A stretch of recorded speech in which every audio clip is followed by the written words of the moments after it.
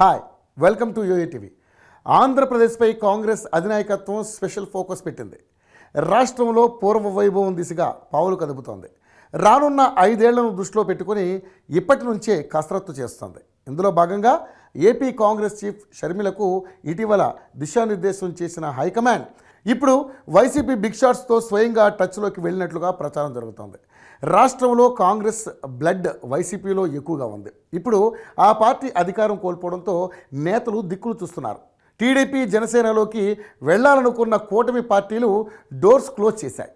ఈ క్రమంలోనే రాష్ట్రంలో పార్టీని చక్కదిద్దేందుకు కాంగ్రెస్ వేగంగా పావులు కదుపుతుండడం వైసీపీ నేతలను ఆకర్షిస్తోంది. కాంగ్రెస్ కూడా జాతీయ స్థాయిలో పుంజుకోవడంతో భవిష్యత్తు కోసం జాతీయ పార్టీలోకి వెళ్లాలని వైసీపీ నేతలు భావిస్తున్నారు. ఇటీవల షర్మిల ఢిల్లీ పర్యటన ముగిసిన తర్వాత కొద్ది రోజుల కిందట రాహుల్ గాంధీ వైసీపీ మాజీ మంత్రులకు ఫోన్ చేసినట్లుగా ప్రచారం జరుగుతోంది.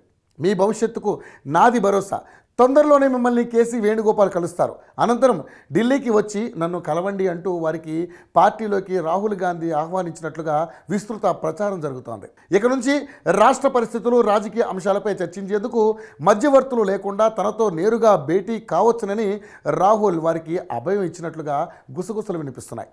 స్వయంగా రాహుల్ గాంధీ ఫోన్ చేయడం, భవిష్యత్తుకు భరోసా ఇవ్వడంతో పలువురు వైసీపీ సీనియర్ నేతలు కాంగ్రెస్లోకి చేరే విషయంపై ఆలోచనలు పడ్డారని అంటున్నారు. పైగా కూటమి సర్కార్ నుంచి ఎదురయ్యే ఇబ్బందులను తట్టుకుని నిలబడాలంటే జాతీయ స్థాయిలో అండదండలు ఉండాలని, అందుకే కాంగ్రెస్లో చేరడంపై నేతలు చర్చిస్తున్నారని అంటున్నారు.